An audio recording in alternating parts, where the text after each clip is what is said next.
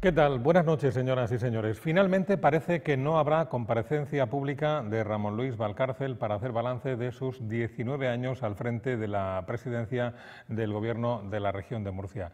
Probablemente muchos ciudadanos nunca imaginaron que el fin de la etapa Valcárcel iba a estar marcado por tanta revuelta política, con 3 consejeros y exconsejeros de su gobierno imputados por presuntas causas de corrupción, el alcalde del primer municipio de la región también imputado por otra supuesta causa de corrupción urbanística, amén de un sinfín de cargos públicos y políticos de uno y otro signo que han pasado por el banquillo e incluso algunos de ellos han conocido la prisión. Seguramente nadie imaginó la enorme convulsión social que está removiendo actualmente los cimientos de la región de Murcia, reflejada en los 153.000 parados que se encuentran ahora mismo en esa situación de desempleo, una tasa de paro juvenil del 57% y una población en la que 30 de cada 100 habitantes de la región de Murcia están viviendo en riesgo de pobreza o de exclusión social. Tal vez nadie imaginó que proyectos anunciados para el año 2007, como el tren de alta velocidad, hoy, 7 años después, ni se han ejecutado ni se sabe cómo se van a ejecutar. A esta lista de proyectos anunciados que no han visto la luz habría que añadir, cómo no, el famoso aeropuerto de Corbera, que de momento solo ha servido para sonrojar a Murcia en todos los medios de comunicación nacionales al elevarlo a la categoría de aeropuerto fantasma. Un aeropuerto que lo único que tiene a día de hoy, o lo único que sobrevuela, lo que tiene en el aire a día de hoy, es precisamente su futuro. Otros proyectos faraónicos también han quedado en el camino, en algunos casos, y según quien opine, para bien. Es el caso, por ejemplo, del megaproyecto urbanístico de Marina de Cope. Tampoco vio la luz aquella propuesta de complejo de las artes visuales que, con la rimbombante denominación de Contempolis, se iba a construir en Cartagena. Y todo esto ocurre cuando la región de Murcia tiene en ciernes un nuevo ajuste económico.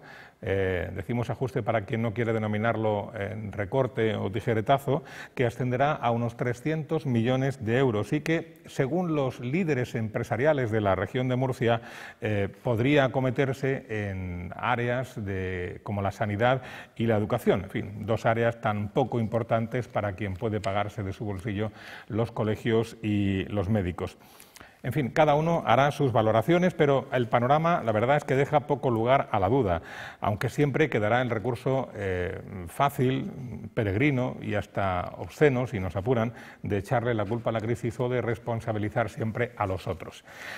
En la libertad que tenemos todos y cada uno de nosotros y todos y cada uno de ustedes de sacar nuestras propias conclusiones y de opinar abiertamente con la sana intención de generar un debate público de ideas, que siempre es bueno, vamos a dedicar el espacio abierto esta semana a hacer un balance de la gestión del Gobierno regional desde 1995 hasta la fecha. No sé si las opiniones que se van a emitir aquí serán objetivas o no lo serán. Seguramente no, pero es que los medios de comunicación, sepan ustedes que no existe la objetividad. Algunos dicen que sí, pero no existe la objetividad, es falso, es mentira. Lo que sí puede existir es la honestidad. Y bajo esa premisa de la honestidad, vaya por delante que aquí no pretendemos adoctrinar a nadie, ni mucho menos, sino invitar a la reflexión, que es cosa bien distinta y además muy recomendable.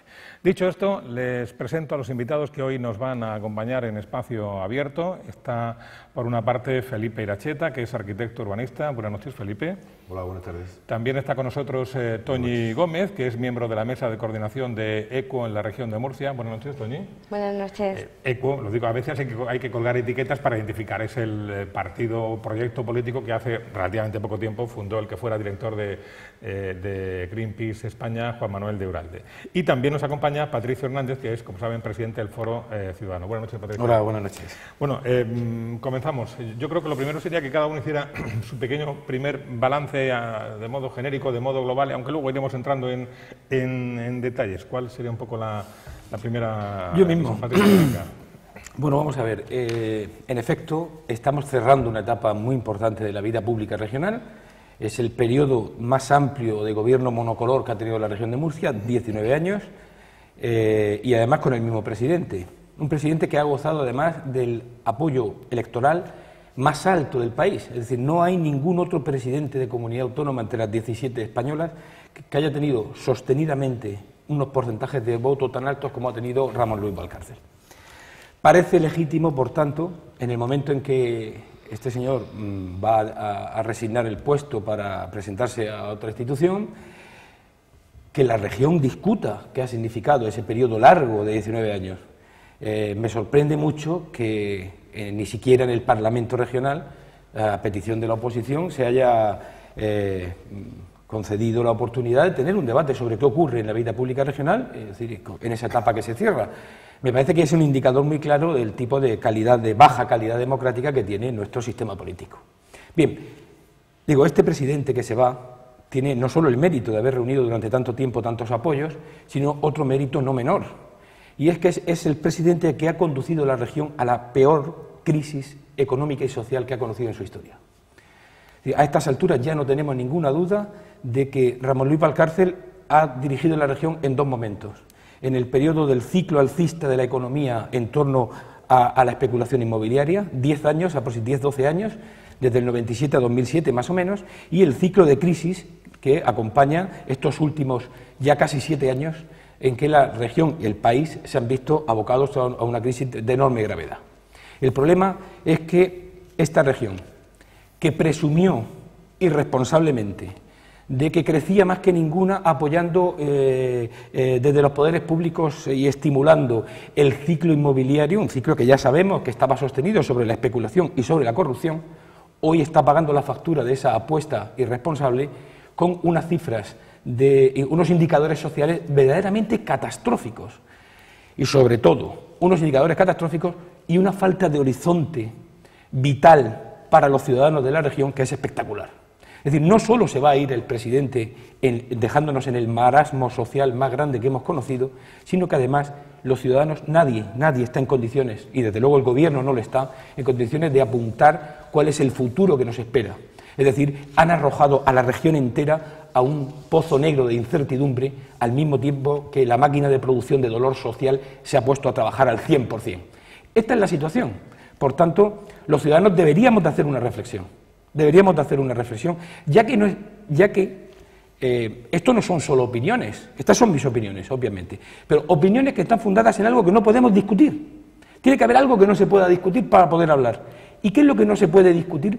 No se puede discutir las verdades de hecho. No se puede discutir que esta región tiene ahora mismo 153.000 parados registrados o 200.000 según la EPA. Eso es un dato que no puede estar sujeto a opinión. Eso es un dato que hay que poner encima de la mesa, como los 20.000 hogares donde no entra ningún ingreso en la región, que son 60.000 ciudadanos que no tienen ningún ingreso de ningún tipo. Estos datos son imprescindibles para poder discutir y no pueden degradarse a nivel de opinión. No son opiniones. Los datos públicos de las estadísticas oficiales son hechos que hay que poner encima de la mesa. Y digo, y concluyo ya para dejar paso a mis compañeros, es decir, tenemos esta situación, es decir, una región que ha sido conducida por un gobierno que no es el único responsable, que bien se jacta el presidente de que estos han sido otros, de que tal, es decir, evidentemente que no, pero esta región desde comienzos del siglo XXI tiene competencias plenas prácticamente en el ámbito en que el estatuto atribuía a la esfera regional competencias muy importantes para la vida de los ciudadanos, muy importantes, y además gestionadas por un único partido con mayoría absoluta, no ha tenido que llegar a acuerdos con nadie. Es decir, es impresentable que se pretenda eludir esa responsabilidad diciendo que si Zapatero, que si la crisis, que si... No, vamos a ver. Aquí hay un ámbito de responsabilidad que es el que permite que Murcia esté en peores condiciones que otras regiones. Es decir, ¿por qué estamos nosotros mucho peor que está el País Vasco y toda la cornisa cantábrica? ¿Por qué tenemos los peores indicadores invariablemente en casi todas las estadísticas públicas? Eso se debe a un plus de mal gobierno que ha acometido el gobierno de la región de Murcia. Y esas responsabilidades son ineludibles. Y concluyo, los ciudadanos tienen que hacer esta reflexión, tienen que mirar qué han hecho con sus votos estos años. Es decir, esa generosidad con la que han apoyado un partido, ¿a dónde los ha conducido? Es decir, es entregar todo el poder, porque recordemos, nadie tiene tanto poder como el PP en la región de Murcia, ni lo ha tenido nunca. Es decir, todo el poder a un partido con este saldo, con esta situación final, yo creo que los ciudadanos están obligados a reflexionar seriamente y a comprender que su voto es muy valioso y que no pueden dilapidarlo y derrocharlo como se ha ido haciendo estos años. A ver, otras opiniones. Felipe o Toñi, como queráis. Bueno, pues como Patricio se ha explicado muy bien y comparto todo lo que ha dicho. Yo voy a ser breve y simplemente voy a decir que, en mi opinión, el balance es de un gobierno demoledor, nocivo, perverso, que ha sido un rodillo de maltratar a la ciudadanía de la región. Simplemente. Bueno, ha sido breve pero intensa la exposición de Toñi. Felipe. Ya lo creo. Pues yo en el área que me considero más competente, como es el área del urbanismo y medio ambiente, pues nos encontraríamos con otro panorama bastante desolador. Porque aunque por una parte en lo que es el tema urbanístico se ha conseguido que todo el territorio de esta región, que todos los municipios tengan ordenación urbanística, tengan planes generales de ordenación urbanística, pero son unos planes generales que se han hecho al amparo de la ley de suelo estatal que promulgó el gobierno Aznar y que aquí magnificamos aún más. ¿Eso que ha quedado lugar? Pues que tengamos, salvo los espacios protegidos, e incluso algunos, que tengamos todo el suelo de la región clasificado como suelo urbanizable. Y no era eso del suelo urbanizable una entelequia, ha sido una realidad. Ha sido una realidad y se ha pretendido desarrollar todo ese suelo. Llegó un momento que se estaban previstas 800.000 viviendas. En el planeamiento que había aprobado urbanístico había 800.000 viviendas.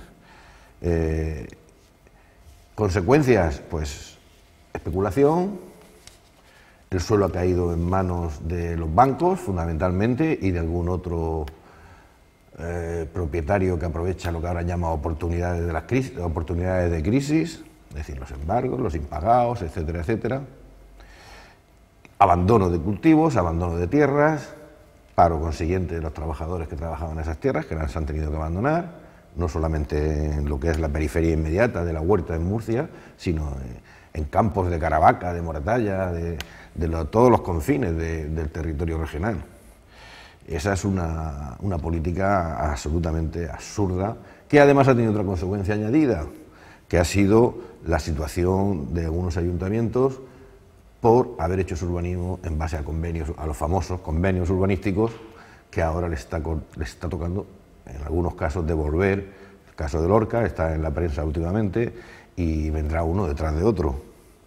Convenios urbanísticos que no se cumplen por parte municipal porque no pueden hacer lo que tenían que hacer, no pueden dar las infraestructuras y los servicios que tenían que dar, y que ahora los promotores, que les viene muy bien que no se puedan cumplir esos convenios urbanísticos, pues piden que se les devuelva el dinero porque no es culpa suya, sino culpa del ayuntamiento que lo firmaron. Es decir, que con este urbanismo salvaje, que desde el Foro Ciudadano por lo menos hemos venido denunciando en las tres publicaciones que hicimos en el año 2003, en el año 2006 y en el año 2010, lo hemos repetido, que por esta vía no se podía seguir, ha tenido como consecuencia otro resultado absolutamente contrario al pretendido. Esto de hacer mucho suelo era para que se abaratara la vivienda, el precio de la vivienda, faltaban viviendas y ha sido todo lo contrario. Se ha utilizado como un producto especulativo y la vivienda, en los mejores momentos de la burbuja, no dejó de encarecerse, pese a que había suelo para tomar y tomar. Y luego eso se refleja, ese urbanismo salvaje se refleja también en la política de vivienda. No ha existido política de vivienda, por lo menos política de vivienda de protección oficial, porque la promoción privada, la vivienda libre, se bastaba por sí sola, se vendía sola, y la facilidad de los créditos, como ya es sabido, pues hacía que no fuera necesaria la vivienda de protección oficial. Pero no es que solamente no se hacían viviendas de protección oficial durante los últimos, 10 años, salvo una excepción, que luego si hace falta mencionaré. Es que incluso las que había de protección oficial se suprimían. Es el caso de La Paz. 1.500 viviendas de protección oficial, de promoción pública, además de alquiler, pasan a ser, por mor y por virtud de los malabarismos del Ayuntamiento de Murcia y del señor López Rejas, pasan a ser 1.500, no, 3.000 viviendas de lujo. De lujo, pongamos entre comillas, de 300.000 euros. O sea, que ni alquiler, ni promoción pública, sino pues todo por arte de magia. Y los poderes públicos que se supone que están para defender el interés público y estas cosas y tal, pues en esto no solamente no lo han hecho, sino que han hecho una política negativa. Tenemos en cuenta que tenemos un Instituto de Vivienda y Suelo que nunca se ha dedicado a promover suelo, que dejó de hacer viviendas de promoción pública hace ya muchos años, o sea, hace cero. De vez en cuando anuncian, ¿no? Y precisamente hoy vienen que van a hacer en Ojos viviendas, luego son 4 viviendas, una cosa muy representativa para que la estadística no le dé 0, debe ser o algo así. Y bueno, luego seguiré con el tema porque no quiero monopolizar esto que habría tanto que hablar. Bueno, muy bien. Digo yo que Patricia ya ha dicho algo antes, habría que delimitar un poco, dirimir un poco las responsabilidades, ¿no? Hasta dónde todo este panorama que estamos dibujando, hasta dónde es consecuencia o responsabilidad de otros factores externos que han intervenido. Es verdad que estamos en un contexto de crisis que no solamente afecta a España, sino a otros países. Es verdad que otros gobiernos han precedido al Partido Popular en la Moncloa, todo eso es verdad, pero ¿hasta dónde podemos responsabilizar a esos factores externos de lo que ha pasado o hasta dónde es consecuencia de la propia gestión del gobierno autonómico? ¿Qué opináis sobre eso? Hombre, vamos a ver, evidentemente la realidad, la conformación de la realidad es un resultado de todos los gobiernos que intervienen, los ayuntamientos, el gobierno autonómico, el gobierno del Estado, la Unión Europea, que tiene cada vez más competencias y las ejerce de una manera más firme. En fin, creo que esto es así, y de factores, digamos, que no es que escapan a la gobernanza en sentido estricto, es decir, que son factores de mercado, en fin, magnitudes macroeconómicas. Evidentemente es un conjunto. Pero claro, nosotros tenemos un modelo de Estado muy descentralizado donde se ha residenciado en las comunidades autónomas un conjunto, un paquete de competencias muy importantes.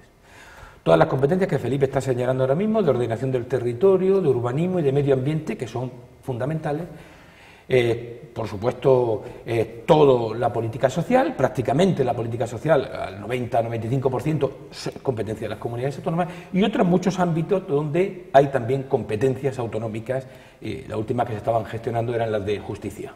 Es decir, en ese ámbito de sus propias competencias, su propia capacidad fiscal para recaudar recursos y su propio presupuesto, la comunidad autónoma, el presidente Valcárcel ni el Partido Popular pueden despejar la pelota como si no fuera un asunto suyo. Ni siquiera es aceptable el argumento que dice tenemos un déficit de financiación y, por tanto, todos los problemas que tenemos traen causa de ese déficit de financiación de otros. Porque ese déficit de financiación responde básicamente a una negociación entre el Estado y la comunidad autónoma. Primero en las transferencias, que quiero recordar que se hicieron las más importantes, educación y sanidad, se hicieron bajo gobierno Valcárcel, y se dijo entonces que se habían gestionado muy bien. Ahora se dice que se gestionaron muy mal, que ellos mismos las gestionaron muy mal y que esas transferencias de servicios fueron deficitarias y están produciendo agujeros en el presupuesto desde ese momento. Y también se llegó a un pacto sobre el reparto fiscal de las aportaciones del Estado a las comunidades autónomas, que es verdad que se dijo desde el primer momento que no era satisfactorio, pero que también fue suscrito por el gobierno regional. Es más, suscribieron varios, suscribieron el anterior con el gobierno Aznar y suscribieron este, por cierto, que acaba de decir el presidente Monago, que ha hecho sus propias balanzas fiscales, su propia exposición de balanzas fiscales, y que Murcia está en la zona media, es decir, que está en equilibrio, es decir, ni recibe más ni aporta menos. En el sexto lugar, creo. Sí, en el sexto lugar, sí. Es decir, es un problema porque es un miembro del Partido Popular que dice justamente lo contrario de lo que dicen los miembros del Partido Popular aquí, que están siempre, digamos, amparándose en ese déficit de financiación que, al parecer, efectivamente tiene nuestra comunidad, pero que yo insisto, es también corresponsabilidad del gobierno regional, que ha tolerado esta situación durante 19 años y ahora no puede utilizarlo como, digamos, pantalla sobre la que esconder sus propias responsabilidades. Por tanto, hay responsabilidades, no todas las responsabilidades, pero hay muy importantes responsabilidades. Cuando el gobierno regional modifica la ley del suelo regional, introduce la capacidad del teletransporte, restringe los espacios protegidos, hiperdesarrolla el modelo excepcional del convenio urbanístico para convertirlo en casi la norma de funcionamiento de desarrollar los planes locales. Es decir, cuando hace esto, hace una apuesta que moviliza mucho capital en la dirección de utilizar el capital suelo como el elemento que iba a mover el sistema económico. Y lo retira de la industria ese capital, desaparece de la industria y desaparece de otros sectores. Esto que ha pasado en Valencia, en Murcia, en otras regiones, de una manera muy intensa, obedece a una orientación política imprimida desde el gobierno de la región y que es justamente el principal responsable de este saldo tan negativo que ahora tenemos. Yo recuerdo cuando uno de los candidatos a suceder a Valcárcel, el portavoz parlamentario, Juan Carlos Ruiz, se subía a la tribuna del Parlamento Regional a decir: Murcia está creciendo, tiene un PIB de crecimiento más alto que prácticamente ninguna región de España y esto se llama modelo Valcárcel. Y el modelo Valcárcel es este que permite que tal, y además el propio presidente decía, por ejemplo, sí, queremos el agua y no hace falta que sea para la agricultura, la pondremos a producir donde sea más rentable, para justificar que ese agua iba a ser utilizada en los desarrollos urbanísticos. Es decir, estos mismos que asumieron esa responsabilidad cuando el modelo parecía exitoso, no pueden venir ahora a decir que es un problema de otros y que no es un asunto suyo. Yo creo que tienen muy altas responsabilidades, altísimas responsabilidades. Y el problema es que no las quieren reconocer y que no quieren, digamos, que en la esfera pública se produzca el debate que clarifique a los ciudadanos realmente lo que ocurre. Porque el debate político, en un país como este y en una región como esta, insisto, con tan poca calidad democrática de la vida pública, no en vano somos la región que tiene el porcentaje mayor de ayuntamientos inmersos en causa de corrupción, es decir, con tan poca calidad de la vida pública, no hay debate político en sentido estricto. Lo que hay es un cruce de argumentos y una lucha de interpretaciones. Es decir, el gobierno lanza una interpretación y la oposición lanza otra, etcétera, etcétera, y se trata de ver quién tiene más capacidad de imponerla sobre los hechos, porque no importan los hechos, importan las interpretaciones. Y si tienes un aparato mediático muy poderoso, entre medios públicos y ascendencia sobre medios privados, tú puedes socializar una interpretación de los hechos que justifique tu política, pero que se compadece muy mal con la realidad. La realidad lo que nos dice es que no es como el gobierno dice, sino que es de una manera completamente diferente. Es decir, y efectivamente cuando el gobierno quiere hacer un balance y tiene que poner ¿qué pone encima de la mesa el gobierno que hace un balance? Dice, hemos hecho infraestructuras educativas, sanitarias y de transporte. Es verdad, han hecho infraestructuras. ¿Y qué más habéis hecho? Porque muchas de esas infraestructuras están ahora mismo cuestionadas por la propia crisis. Es decir, hospitales que se quieren cerrar, recortes sanitarios o educativos que están ya aplicándose a los centros públicos, infraestructuras que no se pueden terminar o que no se pueden abrir o que son deficitarias o que vamos a pagar por ellas, como la autovía del noroeste, reconocido por el Tribunal de Cuentas, hasta 3 veces lo que vale con el sistema de peaje en sombra. Estos son responsabilidades ineludibles del gobierno regional y de ellas debería de responder. Y debería de responder como se hace en democracia, en un debate público, dando argumentos, que los ciudadanos tengan la información que necesitan para cuando llegue la hora de consultarles y emitir su voto, que sea un voto informado y que sepan lo que hay. No un voto lleno de distorsiones propagandísticas, sino un voto hecho sobre un conocimiento más o menos riguroso de la realidad. Yo creo que esto es lo que está ocurriendo y creo que hay una gran responsabilidad en el gobierno regional que no puede eludir bajo ningún concepto. Toño, y tú cuando quieres intervenir ya sabes que Felipe y Patricio son dos torrentes de ideas que no paran. Cuando quieres entrar al trapo, entras directamente. Vale. ¿Ibas a decir algo? No, estaba escuchando a Patricio y sí, vamos, a mí me parece que 19 años de gobierno son muchos años. Entonces, efectivamente, dentro de la globalización de la política y de los distintos ámbitos de estadios de política local, autonómica, estatal, da igual, 19 años son muchos años. En la región de Murcia ha sido el gobierno del PP ha sido un gobierno muy ambicioso, quería las transferencias, las quería a toda costa. Ahora no, ahora me duelen las transferencias. 19 años dan para rectificar. 19 años dan para que si estás viendo que este modelo no te funciona, tienes que decir, voy a cambiar de modelo, porque tengo que gobernar para la ciudadanía. Lo que está claro es que aquí no se ha gobernado para la ciudadanía, se ha gobernado para lo que se ha gobernado. En ese sentido, responsabilidad, como dice Patricio, mucha y muy importante. Lo que no vale es coger 3 ideas, convertirlas en mantra y Repetirlas periódicamente. No, no, eso no es hacer política. Y mucho menos creerse que un voto emitido en una urna es un cheque en blanco. Tome usted, ahí lo tiene, haga con él lo que quiera. No, no, no. La responsabilidad mucha y muy importante. Precisamente el área del que estábamos hablando, el área de ordenación del territorio, del urbanismo y del medio ambiente, ha sido el escenario, o es el escenario en el que se están desenvolviendo algunos de los casos de corrupción que hemos visto y que estamos viendo. Ya sabemos que a los gobiernos en general y a este en particular no le agrada, le incomoda incluso que se hable de corrupción, aunque hasta ahora no le ha afectado en los resultados electorales, en los resultados de las urnas. Pero estamos viviendo un momento ahora, Felipe, especialmente complicado, precisamente dentro de ese área que tú dominas, porque hay varios altos cargos de la región que están ahora mismo bajo sospecha.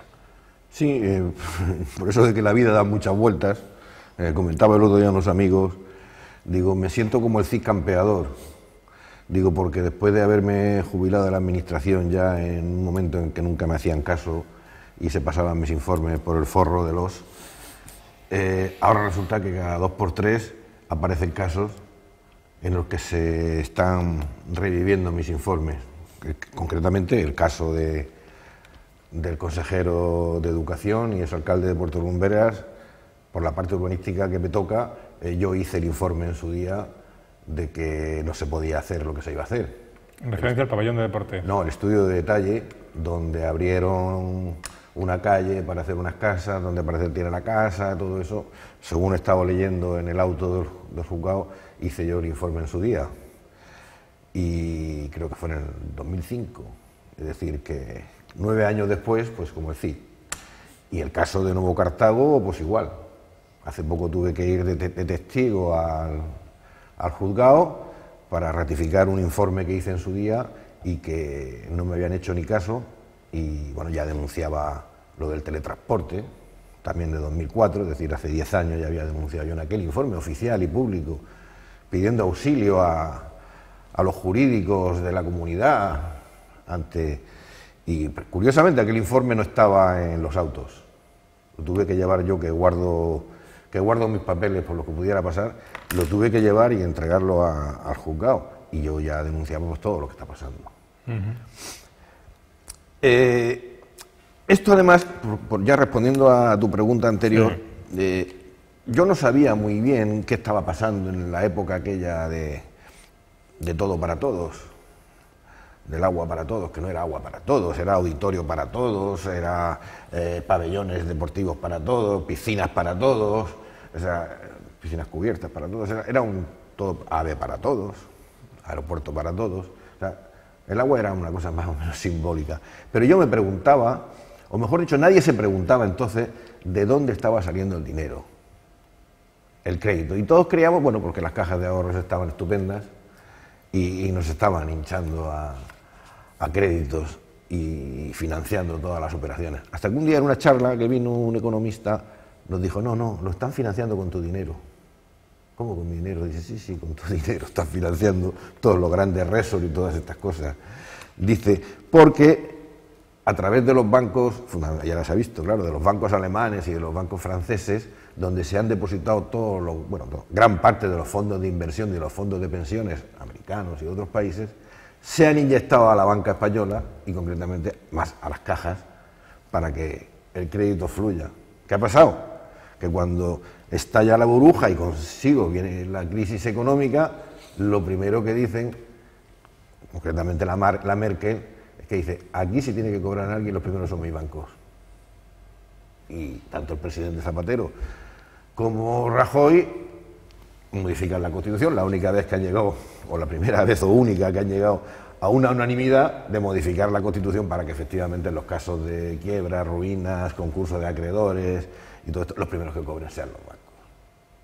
Bueno, si resulta que cuando un vecino, un ciudadano no puede pagar los préstamos de su vivienda, le embargan, pues lo lógico es que se aplique la Constitución y no se anteponga un derecho fundamental como es el derecho a la vivienda, perdón, no se ponga por detrás un derecho fundamental como es el derecho a la vivienda, a un derecho también constitucional, pero no fundamental, como es que cobren los bancos. Es decir, ahí hay un matiz importantísimo. O sea, para que cobre el banco hay que echar a una persona a la calle. Es decir, hay que cargarse un derecho fundamental para que prevalezca uno constitucional. Pues esa es la situación a que nos lleva esto. Y además yo a ese respecto quería decir una cosa, porque bueno, ahora vienen las imputaciones y ahora se verá lo que pasa y tal, pero hay una cuestión en el tema del terreno, en lo que respecta a espacios protegidos, como puede ser el caso de Marina de Cope, que lo paró el Constitucional. Sí, lo paró. ¿Pero qué queda de Marina de Cope? Pues especulación. ¿Pero qué queda de la biodiversidad de Marina de Cope? Es decir, es que han destrozado patrimonio de los murcianos. No han tenido ningún miramiento. No sé lo que hubiera sido esta región si no hubiera sucedido el episodio este de la financiación y del dinero para todos. No sé lo que habría pasado. No sé si habría sido mejor o peor. Bueno, sí lo sé. Habríamos estado más en nuestro sitio, aunque los proyectos fantasmas no los habríamos evitado ni con financiación, sin financiación. Nosotros, ya que han mencionado antes el tema del AVE, desde el foro también, en los 3 informes que hemos hecho, hemos incidido las 3 veces en que era prioritario para esta región. Y venía de antes, no era una cosa que nos inventamos nosotros, favorecer la comunicación por tren a través del antiguo recorrido, una vez salvada la variante de Camarillas. Era mucho más interesante mantener esa línea, que además, como tanto nos suelen vender nuestros políticos y algunos gurús de estas cosas, el ferrocarril como elemento vertebrador del territorio, pues sí, efectivamente, ese ferrocarril que pasa por toda la Vega y por el noroeste es un elemento vertebrador del territorio. Lo que no es un elemento vertebrador del territorio es un tren de Murcia, un AVE de Murcia que va por Alicante, que pasa por Beniel. O sea, que tiene 20 kilómetros y no 100 y pico como tiene el talgo por el territorio. O sea, que a la hora de vertebrar, y todo son palabras. Pero claro, nuestros políticos se llenan de asesores que ninguno tiene ni pajolera idea de qué asesora, claro. Porque lo lógico es, si quieres tener, como tenía el presidente Valcárcel, un asesor en materia de ferrocarriles, pues coño, búsquese usted a un experto en ferrocarriles. No se busque un empresario industrial que anda por ahí. Ese era su asesor. Y no te quiero decir los demás asesores que han pasado por otras consejerías. Vamos, yo los he vivido porque ese asesor consistía en cuando alguien le llama a un promotor o un alcalde al consejero, viene a pedirte el expediente y subírselo. Esos son los asesores de los consejeros. Oficinas de colocación que no asesoran nada. Hombre, asesoran lo que quieren que les asesoren. Porque también con el tema también del teletransporte, pues es algo que de alguna manera impresiona, ¿no? Dices, jolín, ¿cómo te has buscado la vida para terrenos naturales? Al final yo te cedo, te doy un trocito y... Han asesorado bien asesorado. Para los fines que quería este gobierno, han asesorado muy bien. Bueno, Patricio, y hacemos una pausa, venga. No, yo querría decir 2 cosas. Una, el ministro Montoro ha dicho que si no fuera por el gobierno del Estado, Murcia habría quebrado. Eso es, no se lo dice Montoro, vamos a darle un cuarto al pregonero, porque desde luego algo sabrá. Y efectivamente, nosotros estamos ahora mismo sostenidos sobre una deuda galopante. Estamos viviendo el aumento de la deuda. Es decir, la comunidad autónoma vive en una ficción presupuestaria que es simplemente aumentar la deuda. Aumentar la deuda a unos niveles brutales. Quiero decir que entre 2007 y 2013 la deuda de Murcia, de la región, ha aumentado un 725% hasta el año pasado. Y que ahora mismo debemos ya de pronto 6.000 millones de euros prácticamente los murcianos solo de la deuda regional. Es decir, que estamos ahora mismo ya, pues a lo mejor cerca de 3.500 euros por ciudadano solo en deuda regional cada ciudadano de la región de Murcia. Esto después de esta época de despilfarro de recursos ingentes, extraordinarios que llegaban a las administraciones públicas. Claro, pero no solo tenemos el problema de la deuda, tenemos también el problema del déficit. ¿Y el problema del déficit qué significa? El problema del déficit significa que el Gobierno ya ha anunciado que va a hacer el cuarto, quinto, no sé cuál es ya, ajuste, como consecuencia de que somos la región que tiene más déficit de todo el país. Y que este año va a representar que hay que ajustar al 1% el déficit regional, va a significar que el presupuesto aprobado en la Asamblea Regional, 3.800 o 3.900 millones de euros, va a recibir un tijeretazo de 300 millones. Como este tijeretazo llega ya, cuando ya toda la grasa del presupuesto desapareció hace mucho tiempo en otros sucesivos tijeretazos, significa que van a tocar carne. El presidente de la patronal regional decía ayer que no habrá más remedio que tocar la sanidad y la educación. No. Se equivoca el señor Albarracín. La sanidad y la educación están siendo tocadas hace ya mucho tiempo. No, será que se le va a dar otra vuelta de tuerca a los servicios públicos básicos por valor de 300 millones de euros, que es una cantidad enorme para el presupuesto regional. Digo es así porque aquí tengo un titular, por ejemplo, de La Verdad de febrero de hace un año, de febrero del año pasado, que dice que Murcia está a la cabeza de los recortes en sanidad y educación obligado por la deuda.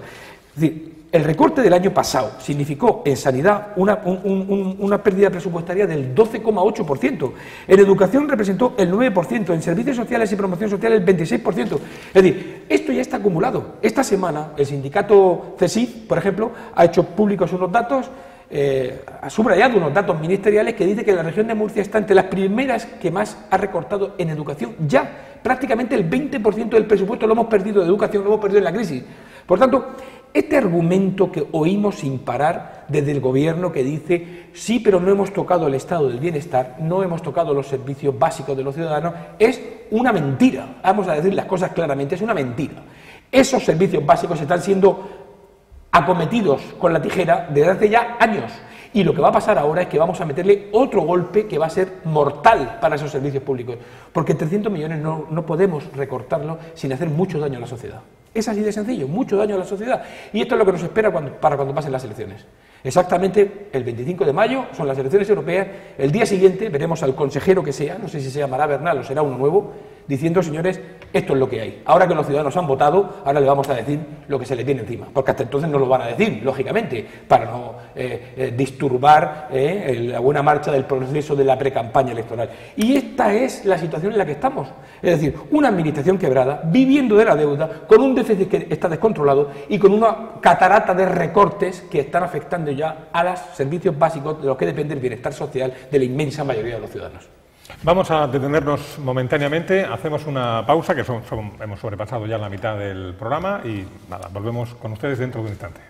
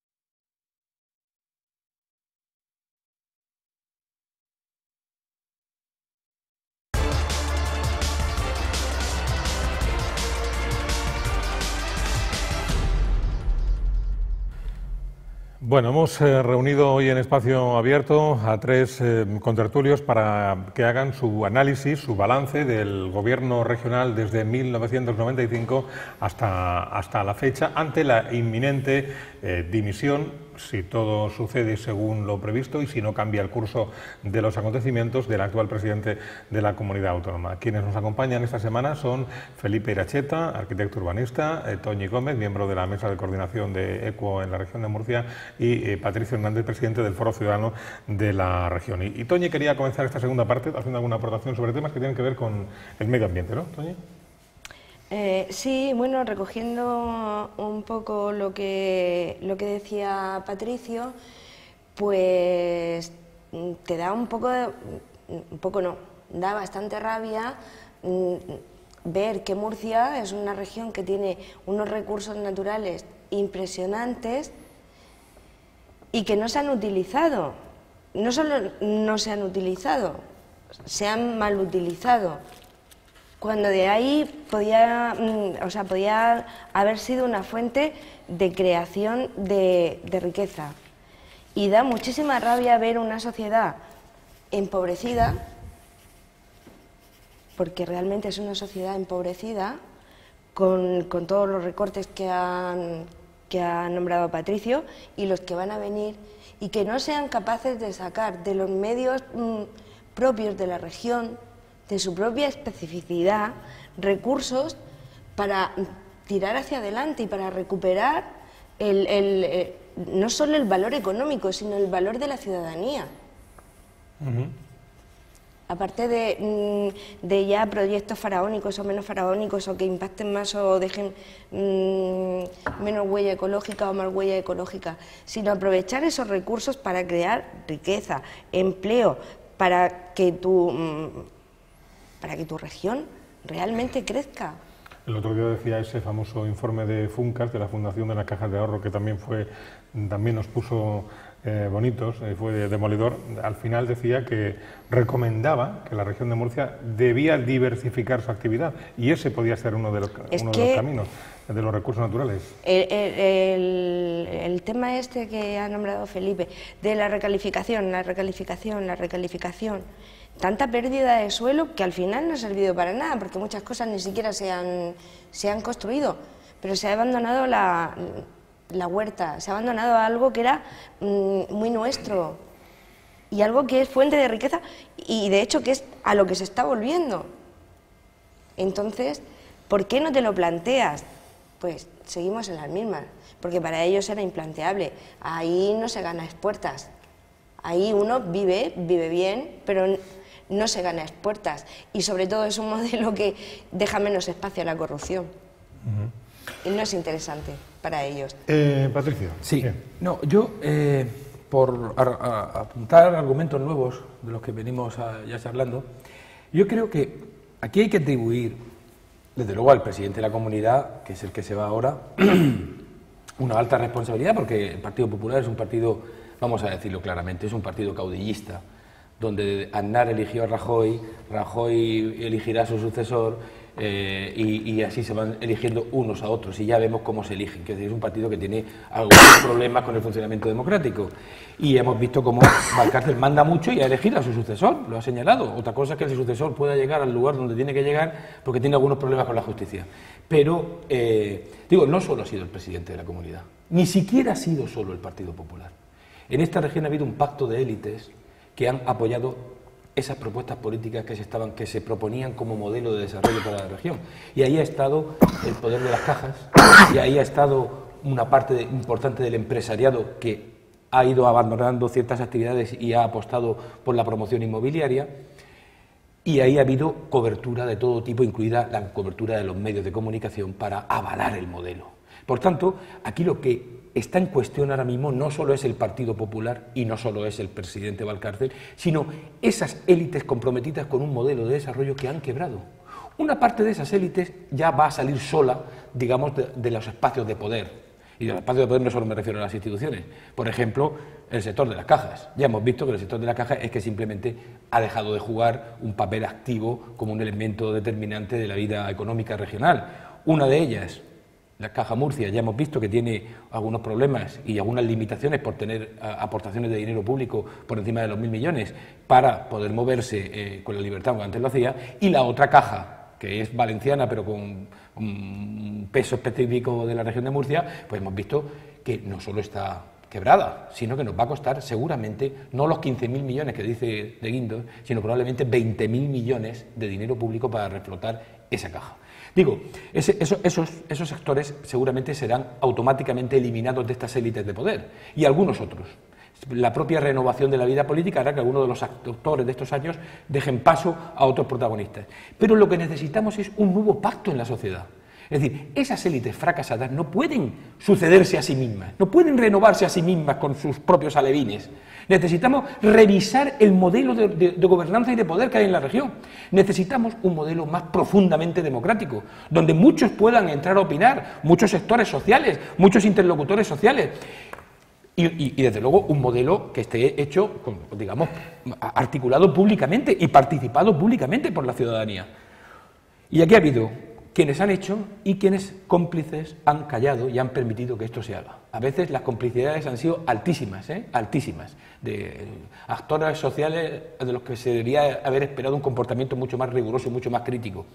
Digo, todo esto está también en crisis, no solo en la crisis económica y del modelo económico y el marasmo social este que antes señalaba, sino también hay un modelo de organización del poder que ha sido profundamente caciquil, que ha residenciado las decisiones en cúpulas muy pequeñas de personas, pero muy poderosas, el que hay que revisar. Ahora necesitamos un modelo mucho más horizontal, mucho más democrático, donde todos podamos ser tenidos en cuenta, porque las decisiones al final nos afectan a todos. Y esa es la democracia. La democracia no es ir a votar cada 4 años y a usted lo que le parezca, porque el programa ese beneficio de inventario no me interesa mucho. No, la democracia es que los ciudadanos tienen que tener todas las cuotas de codecisión de que sean capaces, porque nuestra democracia es representativa y no directa, no solo es representativa y no solo directa, porque no tenemos capacidad de tomar juntos todas las decisiones, pero si pudiéramos, y técnicamente fuera posible, ¿por qué no íbamos a tomar todos juntos las decisiones sobre la vida pública? Pero es que ahora con el desarrollo de las nuevas tecnologías y con la transparencia, el gobierno abierto, etcétera, etcétera, podemos ser tenidos en cuenta para muchas decisiones. Se puede hacer referéndum, se pueden hacer consultas ciudadanas, se pueden hacer miles de mecanismos que están en los reglamentos de participación incluso recogidos para que los ciudadanos puedan opinar. Necesitamos otro modelo de democracia, esto que en la calle los ciudadanos hemos reclamado como una democracia real, es decir, aquello en lo que podemos decidir que nos dejen decidir. Ya sabemos que muchas decisiones se toman en ámbitos que no están a nuestro alcance, es decir, que vienen de ámbitos de la globalización y del capitalismo financiarizado, que nos vienen impuestos y vienen decretados y que es muy difícil, desde luego no nos van a consultar esas decisiones. Pero nosotros tenemos que, aquellas que están en nuestra mano y la capacidad que tenemos de resistir las que nos vienen impuestas por otros antidemocráticamente, desde luego tenemos que ejercer esos derechos, porque si no, esto no es una democracia. Esto es lo que algunos teóricos llaman una postdemocracia. Y una postdemocracia es aquella donde las decisiones aparentemente son democráticas, pero son tomadas por pequeños grupos oligárquicos que se parece mucho a una predemocracia. Y esto es lo que no puede ser. Y no puede ser para Europa, no puede ser para España y no puede ser para la región de Murcia. Volviendo al tema que planteaba antes de ambiente, que no habíamos profundizado lo suficiente, si bien es cierto que han existido y aún existen algunas amenazas en los espacios naturales y en el medio ambiente, sin embargo no se ha llegado a producir una destrucción del medio ambiente, pero no porque haya faltado las ganas, sino porque en unos casos no han podido, en otros casos por falta de financiación e incluso en otros casos por la presión que se ejerció a través, por ejemplo, de Murcia no se vende, que fue una presión ciudadana muy importante. Pero espacios había amenazados, como tú has dicho, estaba la Marina de Cope, que ahora está medio amenazado solo, puesto que pretenden resucitarlo de otra manera. Estaban las salinas de Lopollo, que ya parece ser que al judicializarse también está parado. Está todavía el Gorguel, que mientras que tenga problemas de financiación, ¿no?, ya son las medioambientales, que son muy gordos, también está parado, o sea que ganas tampoco les falta. Y donde verdaderamente ha habido una voluntad de recuperar el medio ambiente, como era el caso de Portmán, pues cada vez hay un invento nuevo, ¿no? Cada vez que se va a subastar o a contratar la obra, que si se ha perdido un expediente que tenemos que retrasarlo, que si ahora ha venido una empresa alemana que quiere recuperar el hierro y tal, y cuando esa se vaya, pues se hará otro invento para que al final no se recupere. Donde sí ha habido una verdadera afectación ha sido en lo que se refiere al paisaje. Pero aquí, que se hacen conferencias, cursos, lo que no está escrito sobre el paisaje, no hay ninguna responsabilidad sobre el paisaje, ni el paisaje forma parte de una ley, de un reglamento, de una norma. No, es una cosa que está ahí, que se vende muy bien, pero si te cascan lo que te cascan, como hace poco se ha publicado en Águilas, la vista desde el mar de la zona esta del Hornillo, donde hay una pantalla de edificios escalonadas que supera el famoso Algarrobillo de Carboneras. Estuve la semana pasada, Felipe, y me quedé realmente impresionado. Hacía mucho tiempo ¿En Águilas que no iba, en Águilas? Hacía mucho tiempo que no iba a Águilas. Lo que puede hacerse con una montaña, o sea, que sobre el paisaje, bueno, y no queremos decir todos los resorts que andan repartidos por ahí, que son los que verdaderamente han afectado o están afectando al paisaje, los que se han hecho, y no digamos los que no se han hecho, en zonas del noroeste, en Caravaca y en otros sitios. Es decir, que más sido más a las amenazas, se han quedado con las ganas, por ahora, que lo efectivo de destrucción del paisaje. Y, por supuesto, el Mar Menor. O sea, por el Mar Menor no se ha hecho absolutamente nada. O sea, el Mar Menor, hablando en términos claros, es lo más parecido que hay a una casa de putas sin dueño. Es decir, nadie es responsable del Mar Menor. Si os dais cuenta, nadie es responsable del Mar Menor. O sea, así como tiene 5 figuras de protección de ámbito internacional, pues sin embargo allí no hay un guarda jurado, no hay un agente forestal como puede haber, por ejemplo, en Sierra Espuña, que hay una urbanización, que está bien protegido, que hay unos... En el Mar Menor no hay ni eso. Es que no hay nada. Bueno, la Guardia Civil cuando pasó por allí pidiendo documentación, porque ni siquiera la pesca está regulada, se hizo un plan de unas directrices del Mar Menor que se cargaron cuando llegó el PP, que había que desarrollar planes de saneamiento del Mar Menor, planes de armonización de uso, planes de litoral, etcétera. Y bueno, y hasta ahora el Mar Menor pues está ahí a la madre, dejado de la madre de Dios, y esperando a ver si llega alguno y hace el famoso túnel, el famoso puente, la salida noroeste, la salida norte de la Manga, el no sé qué, o sea, vendiendo proyectos que por ahora no han podido hacer. En eso hay que reconocer que el presidente siempre ha sido claro. No se hará el acceso norte por la Manga de la Manga. En eso hay que reconocerlo, porque no todo lo que vamos a decir tiene por qué ser malo. En eso ha sido muy firme siempre. De todas maneras, a lo que me refería antes era precisamente a eso. Bien, el impacto medioambiental no ha sido, como tú dices, tan malo como podía haber sido, porque han sido proyectos tan escandalosos que de alguna forma la gente se ha movido y se han conseguido parar. Pero sí que todo el tema del abandono, el no cuidar los espacios naturales, eso es otra forma de devastar el medio ambiente. Y por otro lado, la no utilización de unos recursos que tú tienes estupendos, las renovables. Murcia podría ser en renovables líder en Europa, vamos, es que tenemos todas las... todo lo necesario. Tenemos un paisaje tanto de costa como interior magnífico, maravilloso, un clima estupendo para vender un turismo, pero un turismo que no sea agresivo con el medio ambiente. De hecho, las pocas iniciativas que se han hecho en ese sentido han sido muy exitosas, y no solo para gente de fuera, sino para los propios murcianos, que lo hemos agradecido. La Vía Verde, la hemos disfrutado todos muchísimo. Sí, y han sido cosas así como muy humildes, pero oye, que te daba un gusto. Es un poco lo que quería significar, que no nos llamen derrotistas, ni partidistas, ni mucho menos demagogos. Es decir, que hay que reconocer las cosas que se han hecho, como la Vía Verde, que aunque esté incompleta, porque hay tramos que no sabemos si ni siquiera si existen ya, pero es una... Pero lo poquito que hay es tan... Igual que el río Segura, hay que reconocerlo. No sabemos a quién hay que ponerle las medallas en el río Segura, si, bueno, fundamentalmente el del Estado, pero si la época Zapatero, la época Rajoy, pero bueno, nos da igual. Lo que hay que hacer es reconocer que efectivamente el río Segura se ha recuperado en gran medida y estamos todos muy contentos de que se hagan las cosas así. Y claro, eso hay que reconocerlo.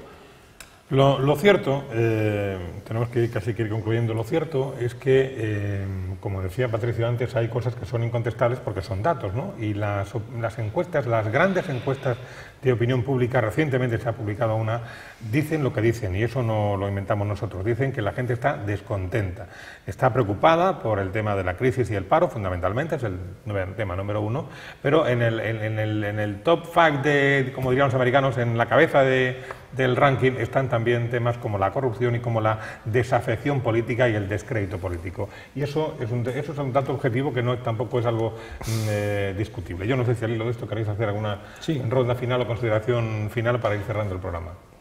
Una referencia rápida a esto y otra que me parece también relevante. Evidentemente, todo el sistema político está en crisis, está cuestionado. Es decir, hay una crisis económica, hay una crisis social que tiene ya más importancia que la económica y hay una crisis institucional y política de enorme gravedad.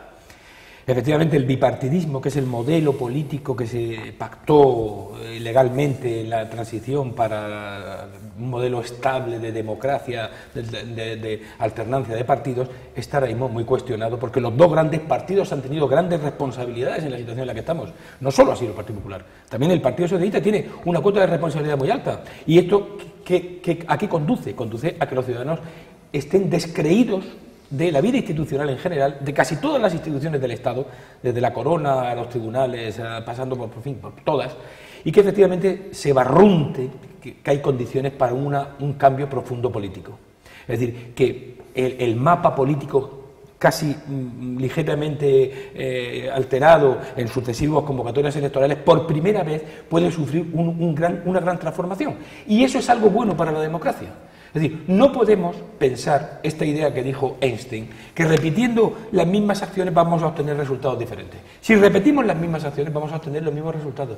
Si los ciudadanos de Murcia, el día 25 de mayo después, acuden masivamente a votar al Partido Popular, luego no pueden quejarse, no podemos quejarnos, sobre todo los que lo voten, no podrán quejarse de que el gobierno ha hecho, ha dejado de hacer. El gobierno hace con el aval de los ciudadanos. Y eso es también una condición de la democracia. Y los ciudadanos tienen que mirar muy bien lo que hacen con su voto. Y aparco este asunto para decir este otro. La situación en la región de Murcia, y en nuestro país, pero en la región de Murcia, es tan mala que nadie puede pretender que tiene una solución mágica para sacar la región del enorme agujero en el que hemos caído. Sería irresponsable que alguien saliera ante los electores, me da igual quién sea, diciendo nosotros somos la respuesta, nosotros somos la alternativa y esto va a cambiar en un corto plazo de tiempo lo que vamos a abordar y resolver. No, eso ya no es posible. Es decir, hay que no engañar a la gente. Salir de aquí va a ser costoso, va a ser doloroso, vamos a tardar mucho tiempo y además, según quien lo conduzca, saldremos con una sociedad mucho más injusta o menos injusta. Y por tanto, hay que saber en la situación en la que estamos y no llamarnos a engaño, no querer que nos cuenten ilusiones y fantasías, porque la situación es muy mala y vamos a salir muy lentamente. Pero desde luego tenemos que salir reorientando profundamente el rumbo de la región y cambiando la tripulación. Es decir, no podemos seguir teniendo a los mismos dirigiendo el barco y además en la misma dirección, porque reinciden cada vez que pueden en los mismos vicios del pasado. Y la situación es muy grave, muy grave. Y lo primero que tendríamos que entender es que estamos en una situación de emergencia social. Porque hablábamos de 153.000 parados, solo 78.000 tienen prestaciones.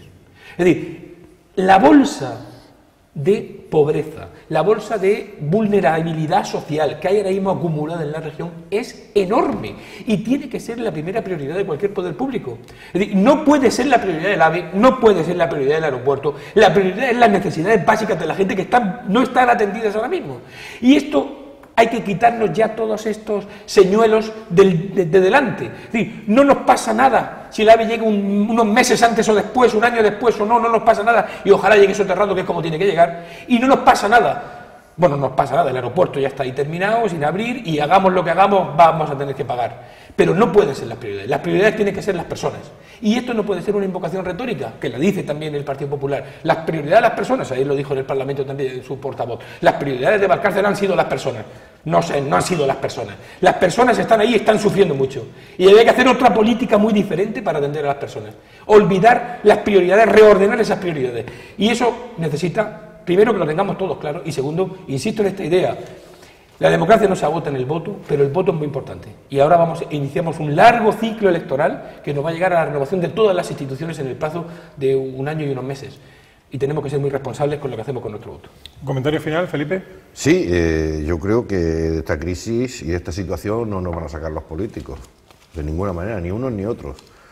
Si salimos, o si hay alguna forma de salir de esta crisis, y más teniendo en cuenta las deudas que tenemos, que hay que pagar, es que se va a ir todo en intereses, es que los presupuestos de las comunidades o del Estado cada vez son menores porque hay que pagar la deuda y los intereses.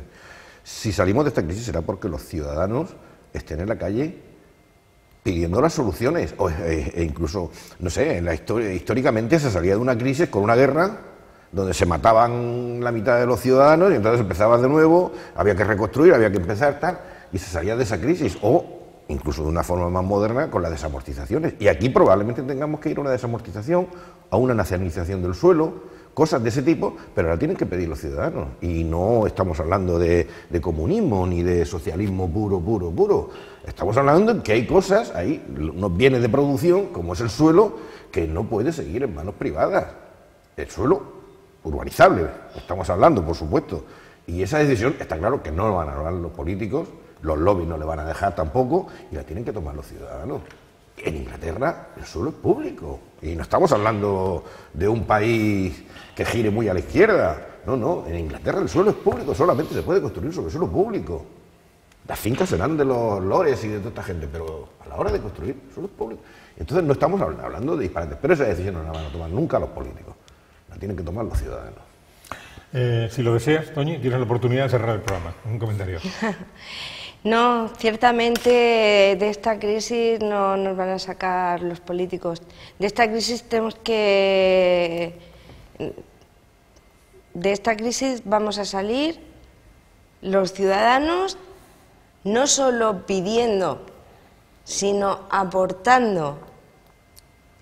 Y es algo que tenemos que interiorizar, y es el mensaje que se tiene que lanzar, y es el mensaje que se tiene que recoger, porque ante esta situación tan terrorífica, con una población tan empobrecida, con unas situaciones tan sociales tan tremendas,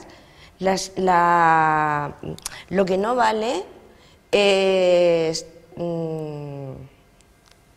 la caridad, el comedor social, el tapo no.